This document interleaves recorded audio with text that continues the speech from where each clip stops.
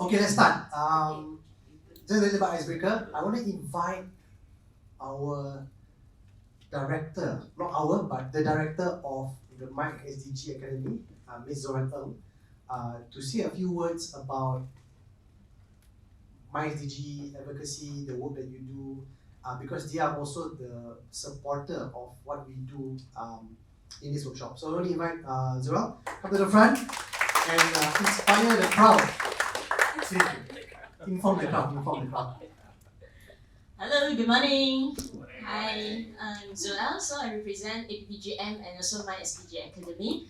First of all, I would like to say thanks to you, okay, who make times to be here. Thank you very much. Give yourself a clap. I know some of you are from Sarawak, okay, some of you are actually took a long distance to come here. We have very diverse background today, which is really, really inspiring. Now, APPGM is a platform about localizing SDG, and we gain a lot of support. Currently, we are working with more than 300 NGOs, universities, think tanks in localizing SDG, and with 84 YBs in the country. And we are anticipating that by end of 2030, we are going to cover 220. So we started very humbly in 2020 in Mama. Okay, so Dr. Lee know all the story because she is the person from the first day one. Okay, and from 2020 we started with a small team in Mama without office, and then start working until now. This year we are going to have 500 SDG program on ground and also in different parliaments. So what we learn is we can have a lot of activities on ground. Okay, it might sound good for the sustainable development. But what if we do not have peace, we do not have governance, we do not have SDG 16? So our work is really can make a transformative impact to the community. And therefore, with the inspiration from Dr. Lin and Dr. Dennison, we feel that we have to do a lot of emphasis on 3Ps, but we are lack of SDG 16. So this is very crucial to get people to come together to look into SDG 16. Because SDG 16 and SDG 17, I would say that it's a strategy cross-cutting to achieve a sustainable community. All right, so as Diane say, today is not a test, and you're here already, and just now I kind of like go hello with a few tables. I know you all have fantastic people here with different expertise. So I just wish you have a good day today, to have a good networking, get to know the people who really care about the countries and who are really like investing time to build the country together. Get to know them. The first thing, okay? No stress, okay? Beside of enjoying the first thing is get to know new friends. The second thing I will encourage you to really be open, just share whatever you think.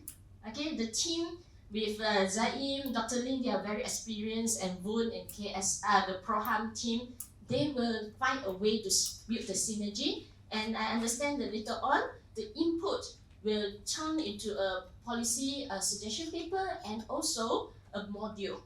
All right. So once again, thank you very much for all who participated this morning and also the organizing team. Wish you have a good day. Thank you very much. Thank you so much, Zoel, and thank you for the kind words. And Zoel touched on a few points. I think the one point I think we should emphasize is this room is not just full of people from KL and Selangor. There are people from outside of KL and Selangor, people from Sarawak, from Perak, from Melaka, from Kedah,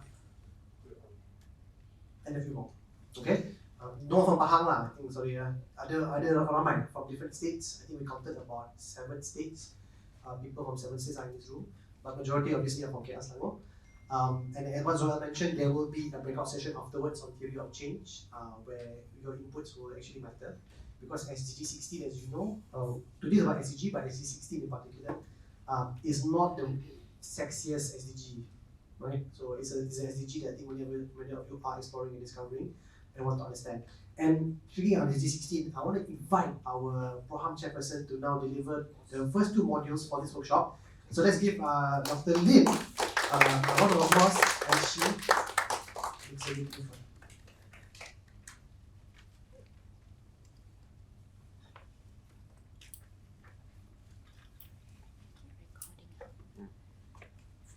Thank you, Diane.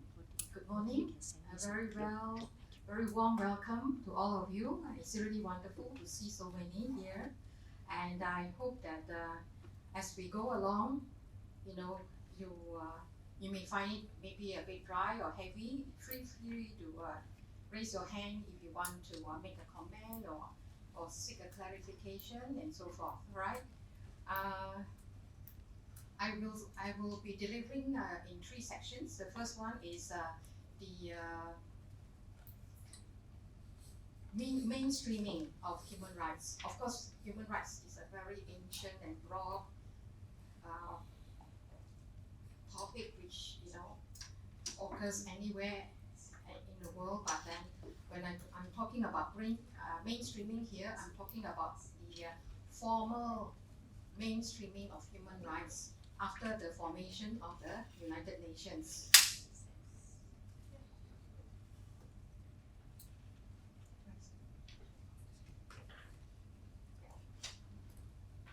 Right. So basically, the formalization of the concept of human rights started after the Second World War, and the United Nations was formed in 1945 after the Second World War to replace the League of Nations, which was really not effective in preventing wars. And so when the UN conference was held in San Francisco in 1945, they signed the UN Charter. At that time, there were only 50 members. Currently, there are 193 members. So the UN Charter is actually the foundation treaty to sign up the United Nations as General Assembly with all the member states. And then it also set up the Security Council. As you know, it has 5 members, 5 permanent members, although now people are questioning the relevance of some of the members, which are now really not so important as some other countries now. And there are 6 non-permanent members. Malaysia has been a non-permanent member 3 times. I think each time is like for a term of 3 years. And then the UN Charter also set up the International Court of Justice and the statute. It set up a trusteeship council for certain colonial territories, and of course the Secretariat under the Secretary General. And until now, from 1945, we have 9 Secretary Generals. As you can see, they are all from different parts of the world: Norway, Sweden, Myanmar, Austria, Peru, Egypt, Ghana, South Korea, and now Portugal. And the UN Charter wants to prevent the scourge of war, and secondly, to reaffirm faith in fundamental human rights, and to establish the conditions under which justice and respect for the obligations arising from the treaties and other sources of international law, and finally to promote social progress and better standards of life in larger freedom. And the UDHR was proclaimed 3 years later in 1948 as the common standard of achievements for all peoples and all nations. And for the first time, it set up the fundamental human rights to be universally protected. There are 30 articles in the UDHR 1948. The first article is that all human beings are born free and equal in dignity and rights. So even with this first article, there was a lot of argument there because the first draft says all men are born equal. But there were some lady delegates there who changed it to all human beings. And then the second article was everyone is entitled to the rights and freedoms set forth in the Declaration, without distinction of any kind, such as race, color, sex, language, religion, political or other opinion, national or social origin, property, birth or other status. And then it's a very long UDHR with 28 other articles, which I think we have included in our references to you. And following up from the UDHR of the 30 articles, they have refined them into more concise and focused human rights conventions. The first one, 1965, was the International Convention on the Elimination of All Forms of Racial Discrimination, ICED. As you know, in 2018, then Prime Minister Mahathir made a speech in the UN General Assembly saying that we will sign the ICED, and he said Malaysia is a ethnic, multicultural, multi-religious country, and it's only right that we will be signing the ICED. But as we all know, what happened when the government wanted to sign the ICED, we had massive rallies from PAS and even UMNO to oppose it. So it seems that we are not ready for elimination of all forms of racial discrimination. The second international covenant was on civil and political rights, 1966. And then the third one was on economic, social, and cultural rights. And then we have the Convention on the Elimination of All Forms of Discrimination Against Women, Convention Against Torture and Other Cruel, Inhuman, or Degrading Treatment or Punishment, 6, Convention of the Rights of the Child, 7, Protection of the Rights of All Migrant Workers and Members of their families, 8, Convention on the Rights of Persons with Disabilities, and last one was Protection of All Persons from Enforced Disappearance. So Malaysia has signed 3. CEDAW, there's non-discrimination against women, CRC for the children, and the other one was on disabled persons. So Malaysia has signed 3 out of the 9 core conventions, and among the standings among member nations of the following groups are: in ASEAN, it is the 9th out of 10 member countries. It means the least number of conventions signed. And then in the nations of non-aligned members, we are 108 out of 110 members. Even in OIC, we are the last 55th out of 55 member nations. And in the Commonwealth, we are 49 out of 54. And in the UN, we are 187 out of 193. And actually, it really shouldn't, it is not like it's 187 out of equal countries, because some of those others who have not signed are really very tiny island states which are really not in a position to sign, and maybe it's not necessary for them.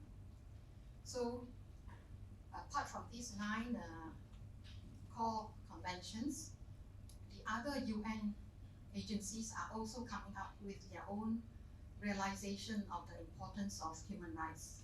So UNEP, the UN Environmental Programme, advised governments on the need for a clean and healthy environment as it impacts the poor, human rights and justice. And the UNDP also declared that clean environment is a fundamental human right. And WHO stated that poor environmental quality is directly responsible for about 25% of all preventable ill health.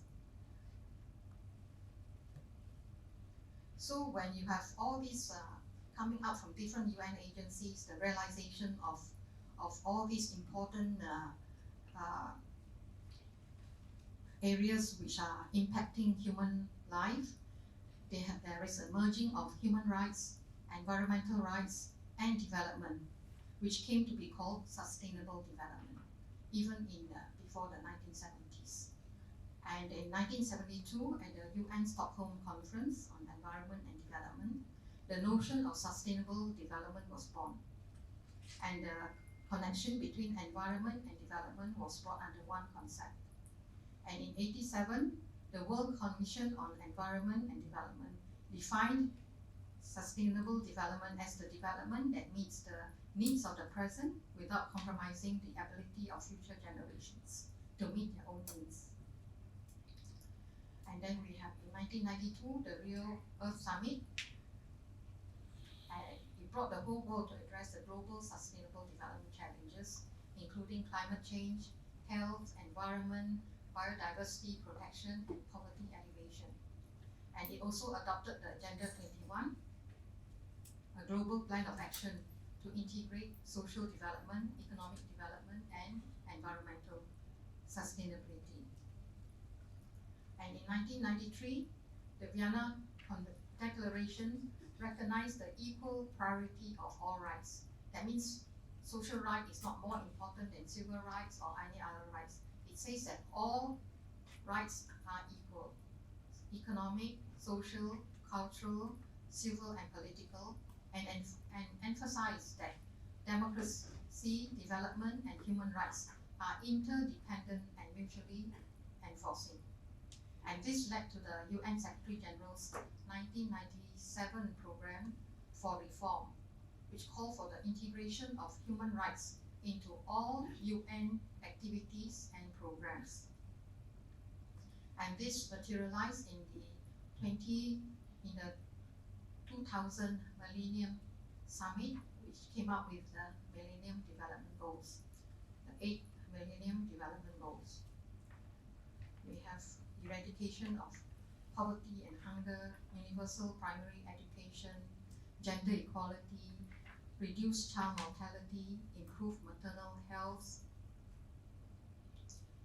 diseases, ensure environmental sustainability, and global partnership. And at the same time, the UN Paris Principles set up the minimum international standards for the establishment of national human rights institutions, and to protect and promote human rights within countries.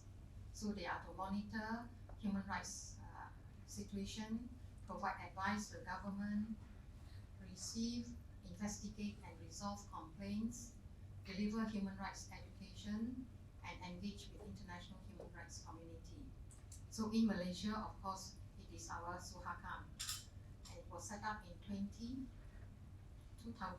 year 2000 under the Human Rights Commission Act, but it has been considered toothless even by its own commissioners, as its inquiries and recommendations are not heeded. So far in 12 years, in 22 years, SUHAKAM's report has only been debated in Parliament twice. It should have been debated every year, but only twice, once during the Pakatan Harapan government and once under the Unity government. So there have been so many complaints over the years, including human trafficking, child marriage, immigration, detention involving children, citizenship with children, customary rights lands, and so forth. So during the last parliamentary debate, it was recommended or proposed that the Human Rights Commission Act be amended to give SUHAKAM greater independence from the executive branch, that members of the nomination committee be reviewed, and this role be undertaken by the parliamentary select committee. Because if the executive politicians are to appoint the SUHAKAM commissioners, then it will be slanted towards their interests. And also, the law needs to be amended to strengthen SUHAKAM's ability to compel agencies to implement its inquiry findings.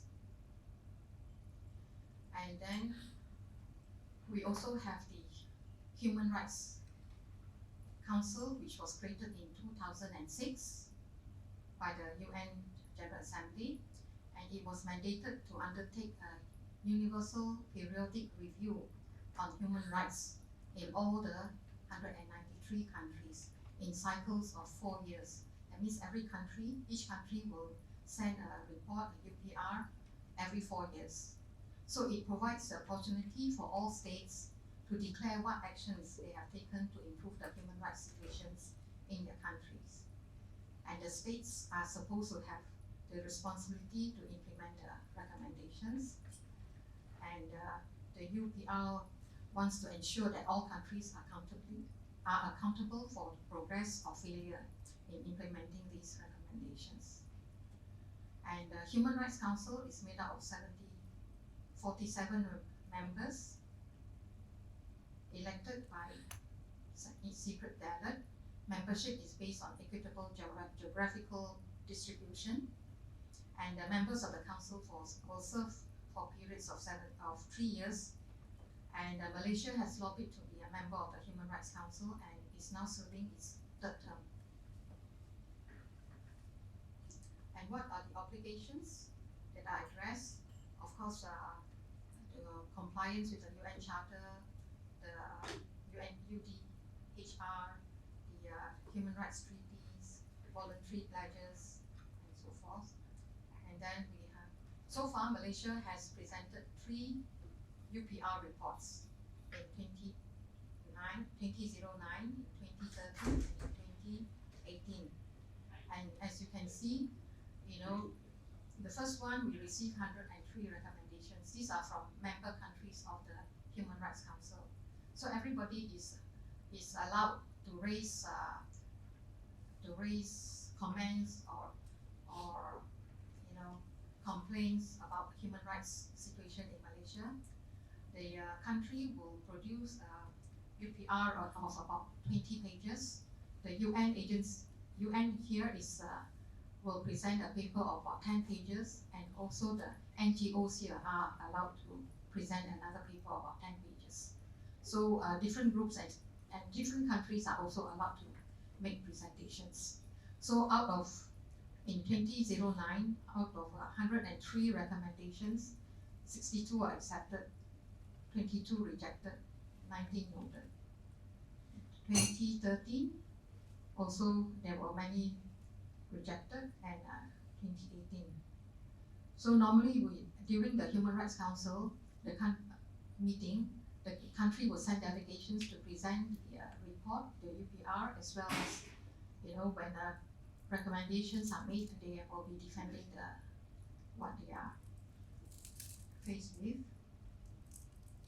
And categories of recommendations which has been presented to Malaysia include the international obligations, civil political rights, economic and social rights, vulnerable groups, national mechanisms on human rights, trafficking in persons, national unity and social cohesion, enforcement agencies, human rights education and training, corporal punishment, conflict between civil and Sharia courts, sharing of good practices, and general recommendations. And while this is going on with all the member countries, state governments, and so forth, the work is also being started for the private sector. So the UN Global Compact was launched by the UN General Assembly in the year 2000 to promote responsible business practices and UN values among the global business community and UN system. It is based on 10 principles related to human rights, labor, environment, and anti-corruption, and take actions that advance societal goals and implementation of the SDGs. In Malaysia, we have a UN Compact, Malaysia and Brunei. So, all businesses and companies are welcome to join. And then the UNGA also encouraged the formation of the enactment of human rights action plans. And the Malaysian National Human Rights Action Plan was launched in 2018.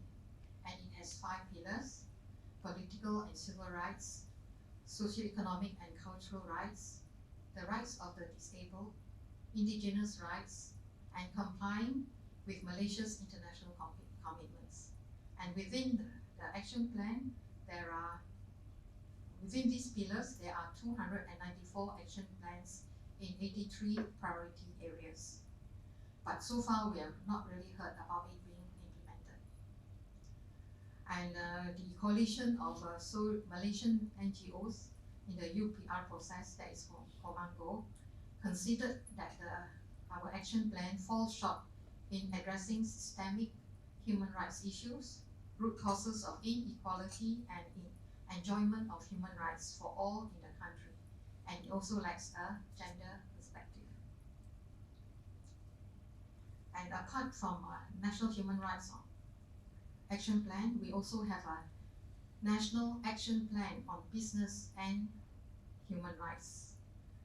The UN Human Rights Working Group encouraged all states to enact a national plan as part of their responsibility to disseminate the guiding principles on business and human rights. And in 2016, the guidance on national action plans was finalized for all countries to set up their own national action plans. So in 2015, Suharkam took up the responsibility and published the strategic framework on national action plan on business and human rights in Malaysia in 2015. And that started the process of the drafting of the plan. And in 2019, many workshops and dialogues were held, and it was led by the Legal Affairs Department of the PM's department and Suharkam and UNDP. And it covers 3 pillars of the state's duty to protect human rights, the corporate responsibility to respect human rights, and victims' access to judicial and non-judicial remedies. And it focuses on 3 thematic areas. It focuses on labor, environment, and governance. And but it is still not launched. It is due to be launched this year, so hopefully by end of this year. And in 2015, the UN launched the SDGs, the Sustainable Development Goals. And in the 17 goals, 169 targets, and 242 indicators, more than 90% of them contain human rights elements. So we have the 17 goals. We shall go through later in more detail. And the Prime Minister and the government committed to the SDGs in 2015 and took action to set up the National SDG Council chaired by the Prime Minister. But it was very late. There was only one meeting chaired, and it was by the Prime Minister Ismail Sabri. But the National Steering Committee has been very active, chaired by the EPU, with the technical groups, and it drew up the road map, and it integrated the SDGs into the 5-year Malaysia development plans. And there was a monitoring dashboard set up by the Department of Statistics. And the CSO Alliance on SDGs was appointed as secretariat to the All Parties Parliamentary Group for SDGs, which localizes implementation of SDG in parliamentary constituencies, as what just now Joey was saying. So we are all working together to implement the SDGs on the ground. And the SDGs also set up a voluntary national review system, which is part of the formal follow-up and architecture of the 2030 agenda. They are presented every year at the high-level political forum in New York every year. And it is a process by which the countries take stock of and assess the programs and the progress and challenges in the implementation of the SDGs. And each country submits a voluntary national report every 4 years. Malaysia has submitted it in 2017 and in 2021. So our next one will be in 2025. And in the meantime, some city councils and local councils, they also want to submit it. And theirs is called the voluntary local review. And in 2021, about 6 of our Malaysian cities also submitted this. And of course, Simultaneously, as I was saying, the developments also take place in the private sector. And it was even way back in 2004 where the UN's publication on Who Cares Wins carried out the first mainstream mention of ESG in the modern context. So ESG stands for Environment, Social, and Governance, which refers to standards that define a company's behavior and are utilized by socially responsible investors to evaluate possible investments. So if you're not compliant with ESGs, they may not want to invest in your company.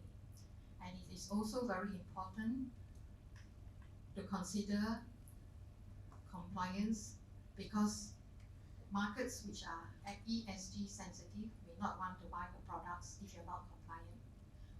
So it's now growing to be a very big factor in the private sector. So E considers a company's environmental efforts, such as corporate climate change policies. And S applies to the management of relationships with customers, suppliers, employees, and the communities in which the company operates. And G encompasses topics such as leadership, executive compensation, audits, internal controls, and shareholder rights. And one of the primary drivers of ESG is the heightened awareness of global sustainability challenges, such as climate change, social inequality, and corporate governance issues. This is just it's just to show you the importance of ESG and the realization that it is going to determine our future economic development. The government has come up with many incentives to help companies comply with the ESGs. So especially as SMEs and others, they not only lack the knowledge, the information, they also lack the capital to make a change, to reform the operations of the companies and so forth. So the government has come up with many incentives to help them. So the first one is the Malaysian SDG investor map. Second one is the new investment policy. And then we have the new industrial master plan. And then we have the National Industry Environmental, Social and Government Framework, IESG framework. And we have the framework on ESG standards, and also the tax incentives on green investment, tax allowance, green income tax exemption, and so forth. So these are some of the incentives that the government is coming up to help our companies comply with ESG, in order that they know how to do it, and that they will be able to get further investments, and that they will be able to sell their products. Right. So this is just the beginning. Malaysian businesses will be compacted by accelerating global and local regulations. Just recently, we have all these coming up. We have the Kunming-Montreal Global Biodiversity Framework, to control what we can do with our biodiversity. Then we have the EU deforestation-free regulation. So, they have been boycotting our palm oil products for a long, long time. So many countries are using all these. So we really have to try our best to comply. And then we have the Bursa Sustainability Reporting Framework. So every year, companies will have to report on their sustainability activities and programs. And we also have Bank Negara Financial Blueprint. And we have the International Sustainability Standards Board. And we also have the Carbon Border Adjustment Mechanism. And we have our Security Commission's Code on Corporate Governance. And just last month, we had this UN Biodiversity Beyond National Jurisdiction Treaty, or the High Seas Treaty. So more than 30% of the world's ocean will now be controlled and not be allowed for international fishing. So all these are, ongoing developments, and hopefully this will encourage more people to comply. Now that we are seeing so much problems that are in the way of the achievement of all the SDGs. So I will stop here now, and if you want to ask any comments or raise any issues, please, you're welcome.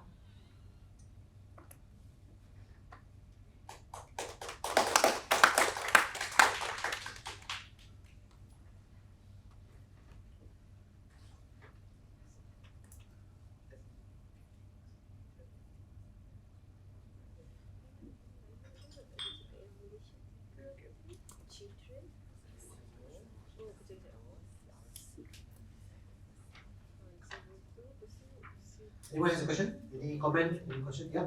I'll come to you.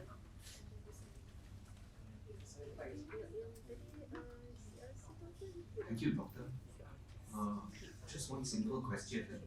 I'm just wondering why is it that the SDGs has actually not expressly stated about religious rights, and can I add non-religious rights, as in the right to non-belief also, which actually covers people who are actually humanists, agnostics, atheists, as well as secularists.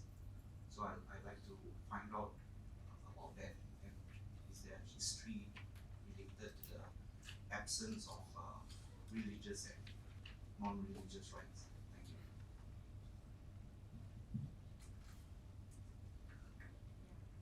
I think it is covered in the international conventions, and it is also covered in the SDGs in the sense of freedom of expression. So that would cover cultural rights, religious rights, social rights. It did not specifically mention religious rights, but freedom of expression would include that.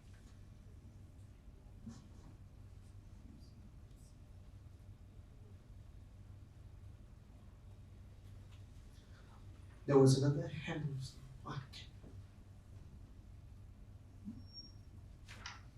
Good morning, Doctor. Just you mentioned about the government initiative earlier on. So may you provide some examples on how the initiative works actually, and also for example of this. I mean, you mentioned about government incentive. That there's a few of it.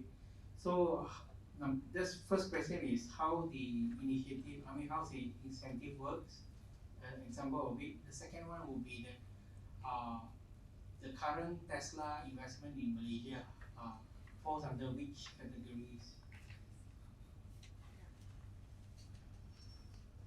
Thank you for the question.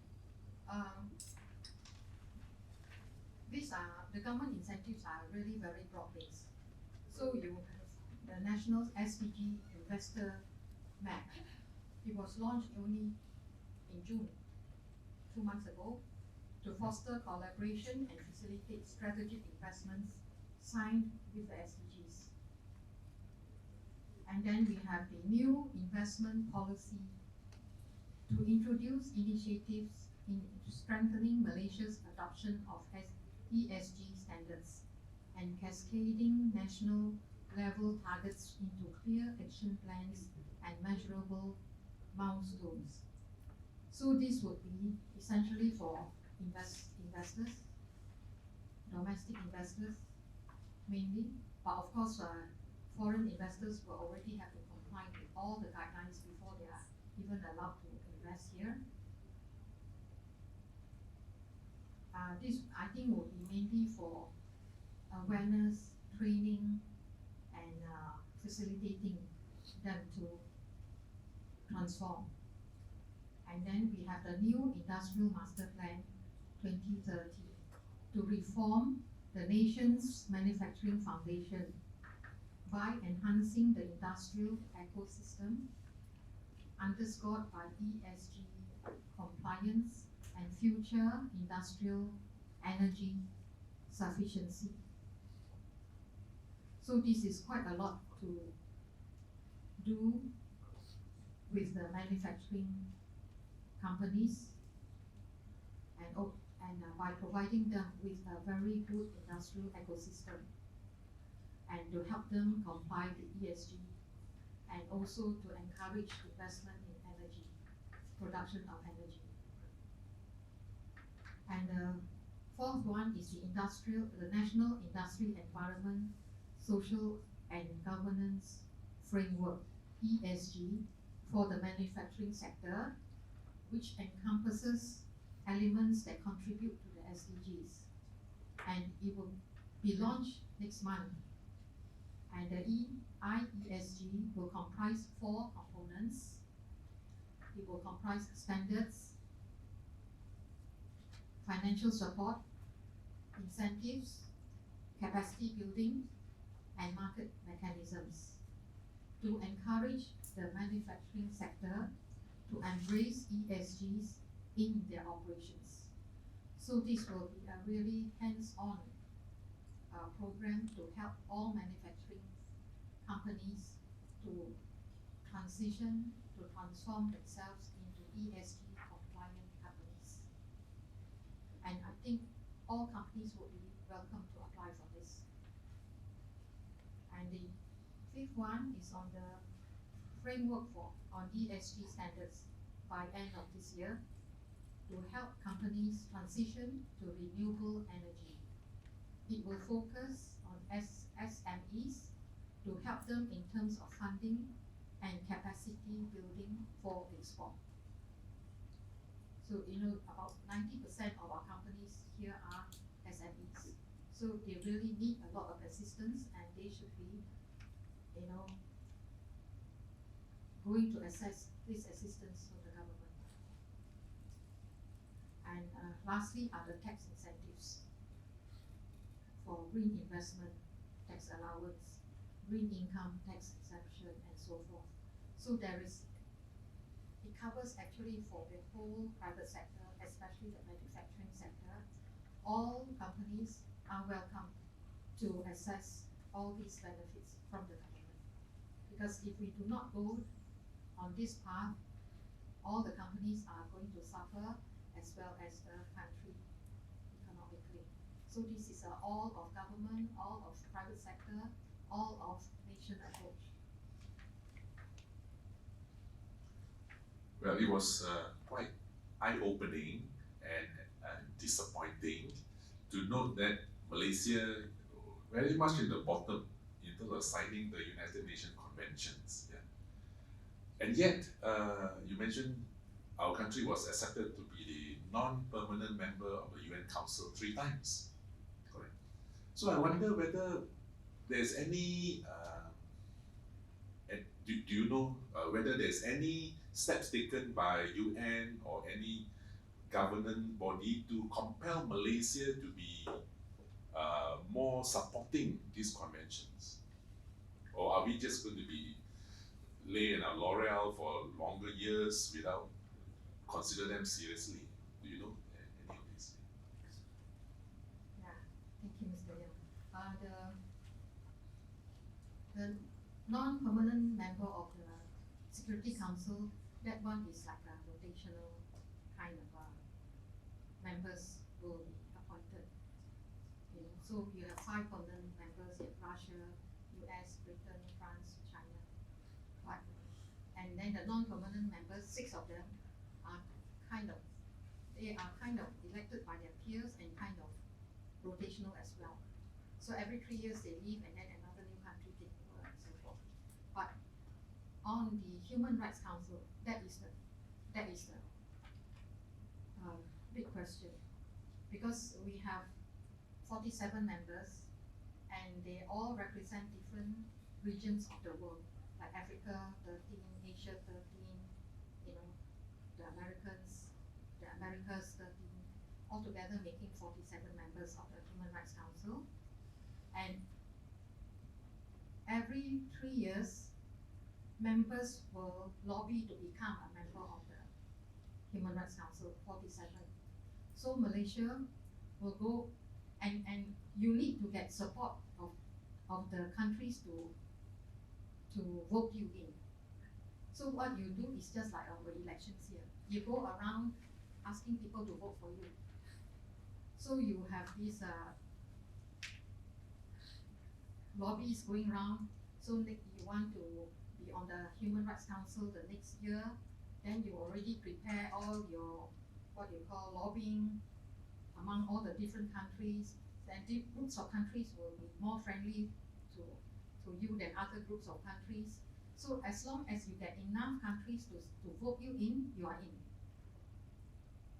So Malaysia usually puts up an extremely compelling manifesto to say what you're going to do when you're voted into the Human Rights Council. Very rosy, very fantastic proposals and so forth. And then they get their, other countries, friendly countries, they lobby them and make them agree to vote for Malaysia. And then normally they do in the sense that then next time you vote for me. So it's a quid pro quo kind of arrangement. So we do get voted in that kind of way. But after we are voted in, Malaysia is not well known for its human rights credentials, but then it gets voted in because of that kind of lobbying system. And after it's voted in, the manifesto is forgotten. It sounds very familiar with like our local elections. Anyone else? Okay. Sorry, just before we get to you, anyone other? Alternative for sure. I just want to give opportunity for. Okay. I'll come back to you, don't worry.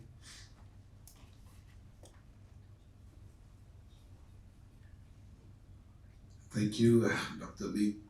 My name is Rukit. I'm from Sarawak. Now, being a member of the native community, I'm quite interested in UNDRIP, United Nations for the Protection of Indigenous People, something like that. But, okay, let us look at Article 26, I think.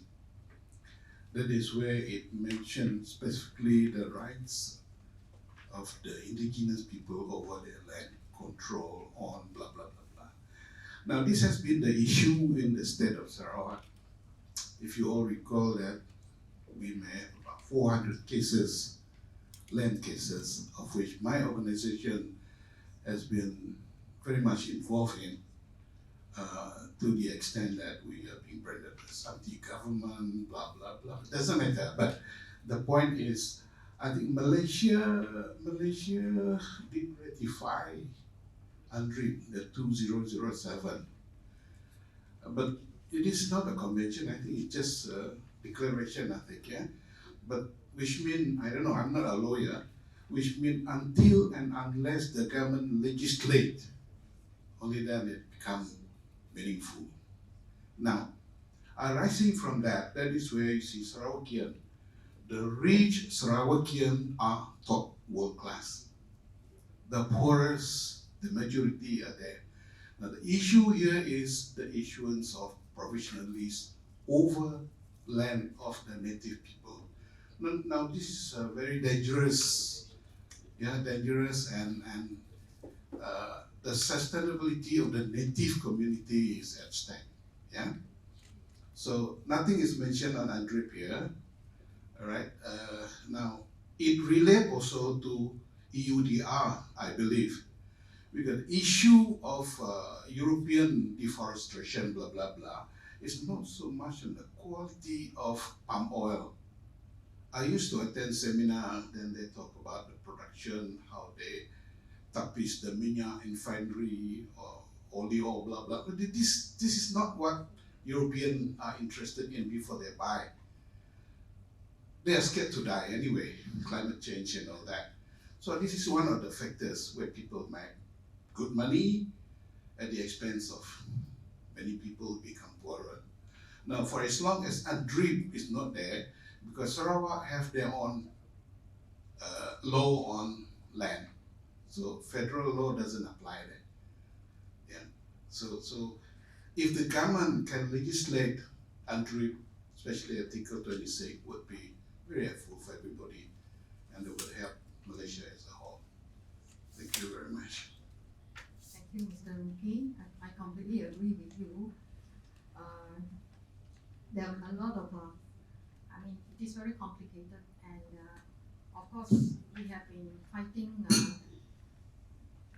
encroachment on indigenous land for a long time, and PROHAM also has made many investigations and put up a lot of recommendations, reports, and so forth, but nothing has been done. As I said, they themselves say that they are useless.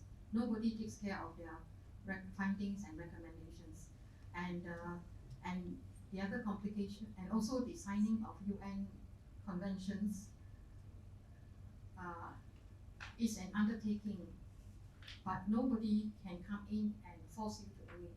So like when we sign the CEDAW, we are supposed to report every year what we are doing with our gender equality initiatives in the country. But they never submit any report for more than 10 years to 15 years, So how is it going to work if the government itself is not taking it seriously? We sign a CRC, we sign a Convention of People with Disabilities, but if the government is not going to take it seriously, it's not going far. And the other complication about land is the governance by the state governments. The federal government has no say over land use in the states. So the state government can do whatever it likes. And a lot of the time, they say they are short on revenue, so they cut down all the forests and they encroach on indigenous land and so forth. So because of the dual tier of government, the federal government has no say in land use. So we really have to educate the state governments about the importance of conserving the land. And now the government is giving them compensation every year to keep their forests. So the federal government is paying the state government to keep the forests and not to log them. So there are many ways, there are many complications, so we have to find many ways to overcome them. So it's good that the Sarawak government is quite independent and is doing a lot of things which are not necessarily what the other states are doing or what the federal government wants them to do. So if the Sarawak government can progress and advance this way, it is good for the Sarawak state.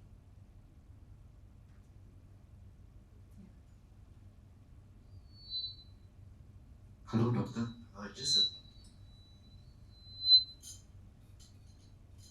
Just a quick follow-up question about religious and non-belief rights.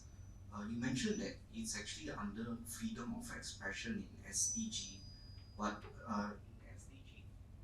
in SDG there's no freedom of expression in the SDG. So I'm just wondering exactly which goal under the SDG are you referring to?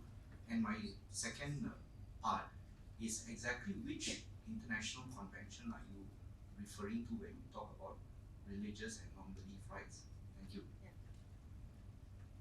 I think we will go through the SDGs later about the freedom of expression, and in the international conventions it will be in the social, cultural, and economic rights convention. Dr. Lee here. I think this is the first time I attend this kind of workshop, even from university or we working, do our business, we never attend. So I believe your content is very good. Is it possible to spread out this type of content to public, engage the public, let them have awareness? If they have this mindset, aware of this, then maybe help to them to decide our politics in the future, the party they want to vote, or how they behave and treat the people around them.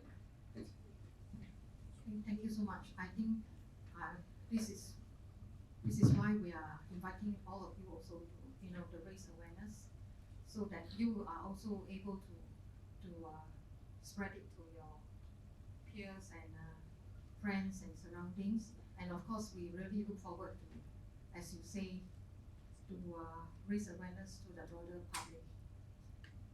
Thank you. Thank you, Rolling. I record my appreciation for the very good presentation, a very remarkable presentation. So my interest is this. Malaysia has lobbied very hard to be a member of HR Council and is now serving in third term. And you described the election process where we lobby very hard, public our manifesto. When we got elected, we just forget about this. So this is very this misrepresentation at its greatest. And this is hypocrisy we should not allow. Is there not a supervisory body or oversight body to ensure that such behavior by a nation state will not happen again? We know there's so much of human rights abuses in Malaysia, and you make reference to the fact that it's just like our general election or state election where politicians and political parties make very good manifesto. After that, they totally forget about it, even contradict themselves, and we saw that at the height of it was the PH government we elected, and the Prime Minister at that time did not even bother to actually fulfill the many commitments that highlighted. I think my question is there not a supervisory body, oversight body at this international body to ensure that nation state will not be allowed to behave such way? You see, Malaysia has got away from it, and they are carrying this behavior into the running of Malaysian affairs of our country, and then why we are in such a big mess in the human rights issue. Thank you. Right, thank you. As you can see, Malaysia has presented 3 UPR reports. So in 2009, we received 103 recommendations. Actually, they are like criticisms that on things that you should do better. So we just call them recommendations, but some of them are really quite critical accusations. So the Malaysian government accepted 62 and said they are willing to correct 62 of them, and they outright rejected 22, and then 19 they said they note. Noted means nothing will be done, they said they note. And then 2013 they received more than double the recommendations, 233. They accepted 113, 15 partly accepted, 22 accepted in principle, and they rejected 82. You see? So it's a very large number that is rejected. And 2018, they received even more recommendations, 268. Accepted 147, 37 partly, and they rejected even more, 84. I mean, they say it's noted. And so there is no one who can say punish you for not accepting it. It is just, of course, at the meeting is already, you see, if there's 103, 200 over recommendations each means a lot of parties are giving up these recommendations. The CSO, Malaysia, Comando, they write a very big paper and they presented it to raise all the human rights issues in Malaysia. The UN office here also writes a paper, and other countries and other international NGOs. That's how they came up with all these so many recommendations, saying what is wrong with the human rights situation in Malaysia. So all these are presented at the Human Rights Council. You see, and we find that most of those that accept are very easy to implement, and most that they reject are those that they do not want to implement anyway. So you can bring it up at every UPR every 4 years, and then hope that they do it. And we also saw that these are in the recommendations, in the criticisms, these are the topics that have come up most. We have international obligations of, for example, other conventions, especially the ICER. And then you see how they have totally brushed down the signing of the ICER. Half the country, or PAS and most of the PAS and some of the UNRWA people, they come up with such a huge rally to clamp it down. So there's no way the government is going to do it anymore, even though Mahathir himself announced in the General Assembly in New York that Malaysia is going to sign it. After he has committed in the GA, still there's nothing anybody can do.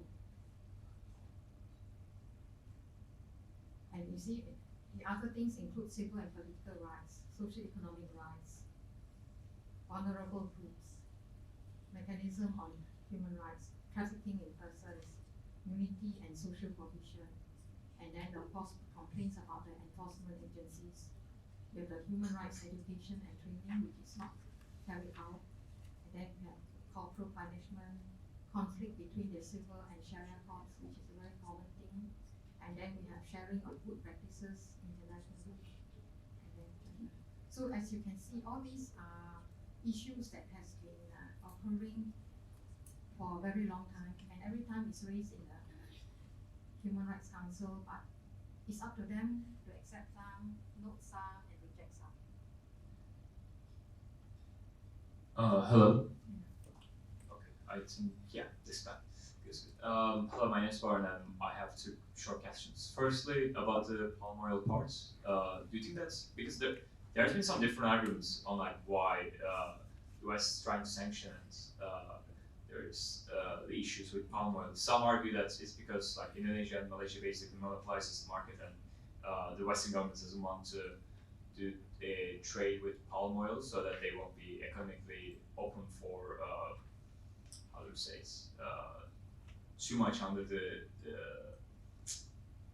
influence of Malaysia and Indonesia on that regard. But there's also some arguments who's like you're saying that they are not following the SDG requirements, and some argue that there's also like child labor and all. So do you think that it's more the argument of like not following SDG and like possible child work is the possible truth, or do you think that there might be other reasons why Western governments are trying to sanction that field?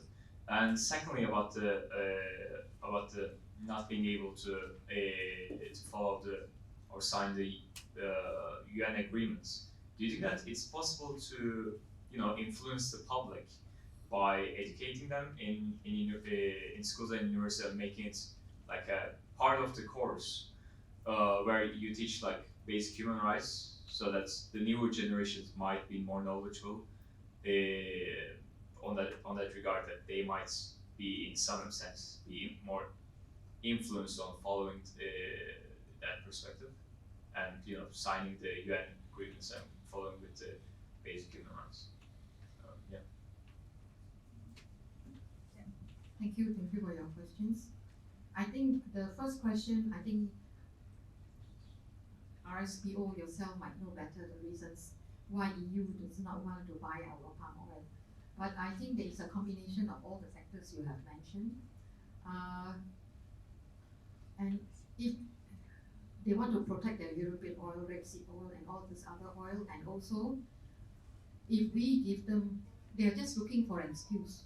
So if we give them the excuse of clearing our virgin forests, of child labor, of so many things we are doing wrong, then it gives them a very, very good excuse not to buy from us. So I know we are gradually changing, and we're trying to comply with all these other SDG and ESG compliance and so forth, but of course they are very afraid of the Malaysia-Indonesian cartel. And the thing is, we have very big market in China, we have very big market in India. So of course we will try to our best to sell to Europe and to US. But if they really do not buy, what do you think? Will it really badly affect our palm oil industry? Because the India and the China market seems to be quite bottomless.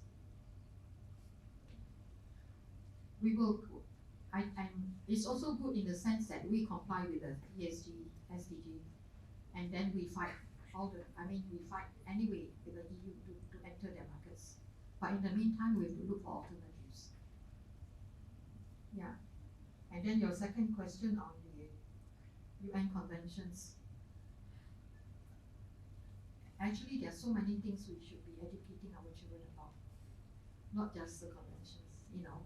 So actually, I think our school children are very much deprived on so many things that they should know. So I do not know how we can go about it. If the Ministry of Education, you know, is even, you know, not encouraging the delivery of English lessons. You see, that is such a fundamental tool for education. And then on one hand, we want to be the most, you know, technologically developed and a high income country and so forth and so forth. And if our children are not given English language education, how are they going to proceed with higher education? And to also, you know, work in a global world, because we are not just, you know, katak di bawah tempurung. We need to work with, not among ourselves alone, but with the entire world. So English is nothing to do with patriotism or whatever. It's just a tool we need to advance. So there are so many things that our children need to learn. So where do we start? I totally agree with you. All this information is so important. Thank you. All right, folks, thank you so much. That was a very engaging question answer. Before we go for a quick break, I want to do a little exercise reflection. So I think most of you have a piece of paper, right, in your corner table.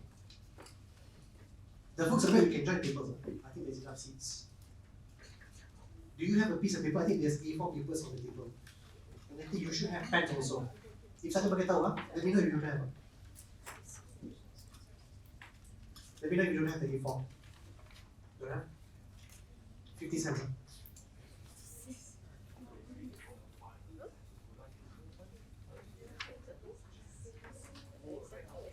Pens. Do you have pens? Yes. Who doesn't have pens? You all do, huh?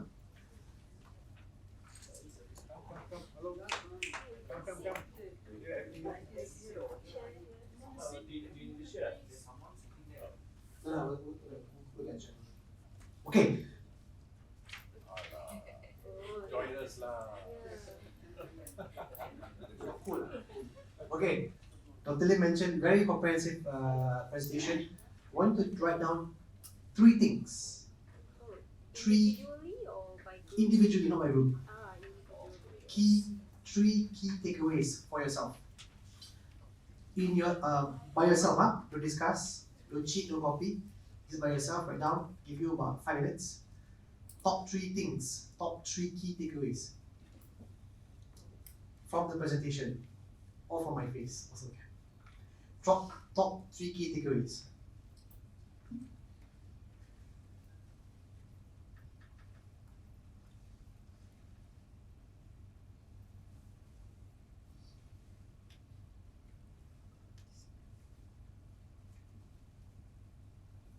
No copy, no copy.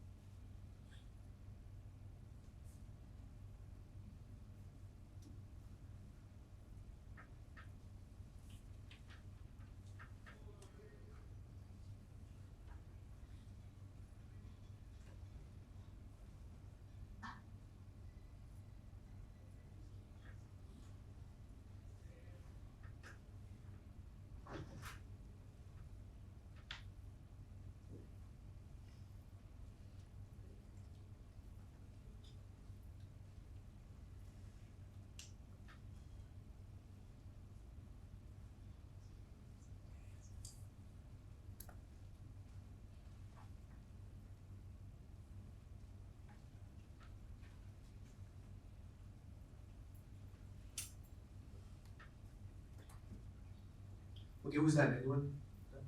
No one's done? Okay. Take your time, take your time. 2 minutes. Not that. You get exam, huh?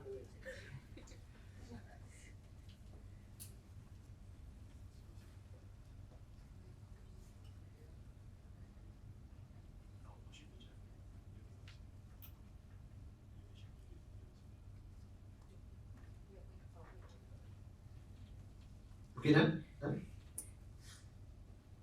Roshan, relax, huh? Relax. Very intense. This is key takeaways for yourself, huh? Not for others, just for yourself. What did you learn? Are there insights, ideas, confusion? Write it down.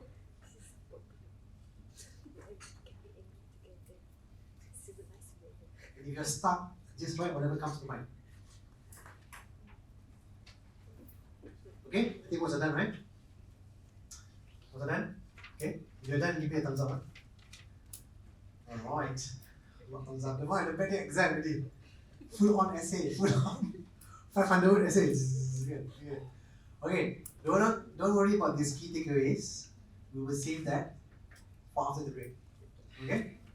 So after the break, we will come back. We just discuss in the group, very quick 5 minutes, discuss what we learned, right? And maybe Dr. and all of us can also hear one of the insights. And then we go to module 2. Boleh? Okay, now we have a break. 15 minutes, yeah. There's food outside. There's an afternoon coffee break. There's also lunch, don't worry, there's a lot of food today. Be back here by 11:45. You can also eat in the room. So you can bring the food in the room. Okay? Right, thanks guys. We'll see you in a bit.